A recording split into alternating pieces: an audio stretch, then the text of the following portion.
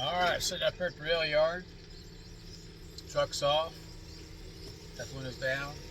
Forklift driver's getting ready to load me here. I made a couple videos last night. I got one uploaded so far, but I want to expand on something. I made one of the videos. It's really kind of amazing to me that so many people are claiming to be broke and they have good jobs. And I see it. I'm not going to call places out because I'm not trying to flame those people, but I see it among friends, I see it among family, I see it everywhere. And just even just acquaintances, people that I know for a fact earn what I earn and maybe more than I earn. And they ain't got a pot to piss in or a window to throw it out of, as my dad would say. And it just makes you wonder. Well, it doesn't make me wonder, because I know, but it's making everybody else wonder and making them wonder. How did we get here? What are we working for? You know, I heard the term thrown around this morning. Wife and I was watching some financial stuff on YouTube, as we always are. And the term house poor came up, which, if you don't know what that is, it means you own so much house that you can't afford anything else. You're literally living in your wealth. And you've probably heard of car poor, where you have so much in your car or cars that you can't afford anything else. And you've probably heard toy poor, which could be boat poor, motorcycle poor, whatever. I've heard all of them. You know, I've heard even friends say there's chicken poor. They have so many chickens. I'm pretty sure that's a joke, but especially right now when you can sell eggs pretty easily. But it all boils down to lifestyle poor. What is your lifestyle? You know, again, I'm coming at this from my point of view. It's the only way I can look at things from my point of view. I can try to understand their point of view, which I can relate to because I used to be there. I used to have all those bills. I worked a job and I was tired all the time, and I put in overtime like I do now, no different than I do now. And I would get home on Friday or maybe Saturday afternoon, and I tell my wife, like, I want a new truck. I deserve a new truck. And so we go truck shopping.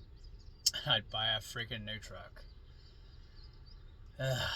God, I'd like to go back and kick the crap out of that guy. And maybe it's because of age. Maybe that was because it's 20 years ago, you know.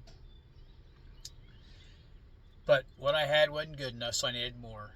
And it wouldn't be 1 or 2 months after buying that new truck that I'd be riding around it going, God, I can't believe the payments and the insurance and the taxes I got to pay on this stupid truck. And it doesn't do anything my old truck didn't do. It's just nicer. It smells better. And I would sit there and wonder and go, you know, for the down payment that I gave for this, I could have had my truck repainted, a new stereo put in it, maybe a new interior put in it, at least got some new cars to be able to spray around. You know, maybe got the effects of a new truck. I don't know. Maybe that's a dumb thing to say. You question. And I see that a lot with people. They're like, oh, we bought this house. And then you hear about it 6 months later. Like, oh my God, I wish you would not have bought this house. It's too much house. But you fell in love with that first stage. Like you fall in love with that car or fall in love with that whatever. Insert item here. And I've been there. I get that. But, and again, maybe it's due to my age. Maybe it's because I'm somewhere around 10, maybe a little more years away from retirement, that I'm looking at things differently. We're not truck poor. We're not car poor. We're not boat poor, motorcycle poor, house poor, land poor, nothing. Now, I'm not trying to compare me to you, but I'll tell you where my mind is at. We bought our last place for $23,000. It was a wreck. Fixed it up. It's 5 acres right on the lake. You can still buy places like that, but you got to put elbow grease into them. We bought it, put elbow grease into it. A lot of work, actually. $23,000 we paid for it. Put up a $25,000 garage, basically. It's a 44 by 32, I think it is. 1,400 square foot cabin. I call it a pole barn cabin. All metal, all pole barn, not meant to live in forever. We've been in it for, this is our 6th year. It's very comfortable, very cozy, very laid back, very cabiny. Sorry these guys are beeping out here, but is what it is. I'll roll the windows up a little bit. But doing what I'm doing, we get to keep most of our money. Now, there are days when I look at what I'm putting in retirement, and I look at what we're putting into working on our house, because we're working on our house there too, we're eventually going to live in, and I think, man, I could go out and buy me a real nice truck for that, a real nice boat for that, or a real nice whatever for that. And then that lasts about 5 minutes. I daydream about it for a minute. And then I'm like, nah, I like having my paid for 2011 truck. I like having our paid for 2007 Tahoe. Paid for 2008 motorcycle. Paid for a 1996 boat. Paid for 2008 Jeep. Or paid for a house that was built in built it 7 years ago, so it would have been 2018. 2017, 2018, somewhere in there, probably 2018. We don't know anything on them. I did have to take out a small loan to get this barn dominium wintered in, dried in. Costs just got out of control. Lumber prices were skyrocketing while I was in the middle of building it. But small amount. It's $1,000 a month, so I'm paying on it, and that's the reason why it's $1,000 a month. We want to knock it out in a couple of years. We didn't want to stretch it out, and so we're hitting it at $1,000 a month. But even at paying $1,000 a month, because we don't have any other debts, my wife and I can live a very nice empty nester life. We frequently go on trips, take trips to Lake of the Ozarks, take trips to wherever. We went down to Eureka Springs here a couple months ago. We just, whatever we want to do, we go. And we do whatever we want. We don't even have a dog. We don't have nothing to feed at home. We can just lock the doors and leave. And to live that lifestyle just basically means you're not carrying a bunch of debt. What little debt we have is so manageable that it barely shows up. I mean, we're saving, with 401k and IRAs, we're saving well over 25% of our combined income. Well over, probably somewhere around 30.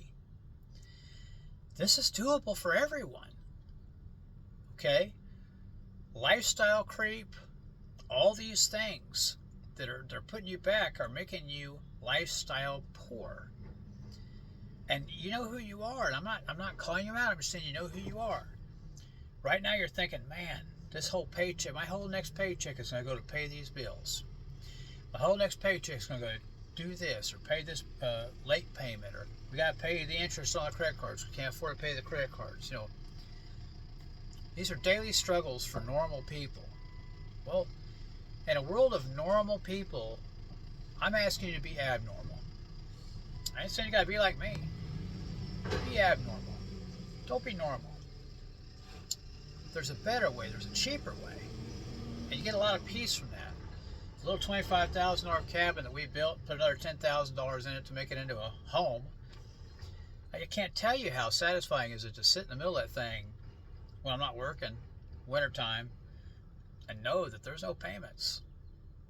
We pay insurance on it, that's it. You know, bills, electric, phone, all that, water, sewer. Well, we don't pay sewer, we have a lagoon, but it's freedom. Okay? It's absolute freedom. I know what it feels like to have a foot on your neck and to know the numbers of the bill collectors that are calling you, and to know that you can't answer every phone call because it's going to be a bill collector most likely. I know what it's like to be behind on things. I know what it's like to have things repossessed. Okay, I've been there, done that. That's normal. If these things are happening to you right now, that means you're normal, because most people are going through what you're going through.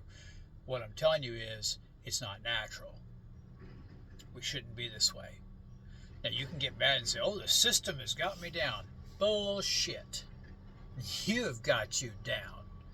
Nobody puts you in this mess. You did this. Yeah, they offered you this low interest rate, or they offered you these many, many years of payments, this low, low rate. How do you think they're getting rich? Why are all the people that are loaning you this money? Why are all the people that the banks and the whatever creditors? How do you think they got rich? How do you think they got those big old buildings? People like you feeding them. Okay, if it wasn't for people like you, it's like housing market. I can't believe housing's so high. Quit buying houses. Quit buying nice new houses. I work in housing. I work in housing, and there's not a house I deliver that's less than $500,000 now. And this is not a natural thing. It's normal. It's perfectly normal. They're taking out these 50, 60, and 70-year notes. People in their 40s are taking out 70-year notes. I don't know how that's even possible. You got to be 110? Pay the sale off? I don't think so. So you're going to pass over. They're going to have to sell it when you're done. You're basically just renting it. You got nothing. It's just you're on the hook for the taxes. Don't let lifestyle creep. Don't let keeping up with the Joneses. Don't let keeping up with your family. Don't let you trying to impress your friends. I mean, I get that too. I'm around some of my friends and they're driving brand new cars and stuff. I think, oh, that's a nice car. That's pretty cool. And here I got a 300,000 mile 2011 F-250. You know, I'm going around these boats. Oh man, this guy's got a brand new $500,000 boat. That's beautiful. And here I am riding around in my $16,000 96 deck boat. Floats in the same water. Beer tastes just as good in it. Gets me from here to there. Gets me to the lake. Gets me on the lake. Gets me in the water. Why do I care? Who do I need to impress? No one. You know, I realize it's an age thing. I'm at the age now where I don't care if I'm impressing anybody. I really don't. You also don't want to look like a bum. So there's that. But what is in between there? Somewhere in between impressing people and just not looking like a bum. There's something where you can get even on that. And just keeping in mind that when I'm in my 90s, I'm still going to be able to do whatever I want. As long as my health is there, I'm still going to be able to do whatever I want. If I want to spend money on this, I'll do it. If I want to move here, I'll do it. And the people that are financed so high right now to live this rich lifestyle that they did not pay for, they're just renting it, okay? They're going to be struggling. And this isn't throwing shade on them. It's a real thing. There's going to be some real problems when some of my Generation X gets to retirement and they realize they got nothing. They're going to be carrying payments and they're going to be carrying debt into retirement. And they're not going to be able to retire. I hear it all the time that, oh man, I'm not going to be able to afford retirement. Why not? Well, because my bills are already $10,000 a month. Okay, well, stop buying crap. Stop buying stuff on payments. Well, this is the life I want to live. Okay, then figure out a way to get rich, because you're putting math together. It doesn't work. You don't have millions of dollars, but yet you're living like a millionaire. Your lifestyle poor. You're trying to keep this lifestyle going that you don't fit in. Guess what? No one cares. No one's looking at you and going, that person's wearing Wranglers and not, I don't know, what's the fancy jeans my wife has? Rock Revivals. Well, guess what? She wears Wranglers again now. Stopped spending $150 on a pair of jeans. Now she wears Wranglers again. You know, and looks hot. Okay? No one cares. She orders her bathing suits off Shein. It costs her like $15 to order a bathing suit. Not off these other places that are $150, these boutiques. We shop at Sam's and Costco. We don't have to go to these fancy Whole Food places and pay these bougie food prices. We don't order DoorDash and we don't order our food freeze-dried sent to us. Again, I'm not trying to compare me to everybody else. I'm just simply saying you can have a really good life. You can have a really enjoyable, good life. Not trying to impress everybody, not trying to look rich all the time. Cut up the credit cards. Sell that car that's got you under payments. Go buy you a used car. Pay cash for things. Start planning for retirement. You know, hell, if you're in your 50s like me, man, you should have started a long time ago. But the next best day to start is today. Get started, man. The world ain't waiting on you. The tide ain't holding back for you. It's coming whether you want it to or not. And you want to be underwater or do you want to be surfing on it? That choice is yours.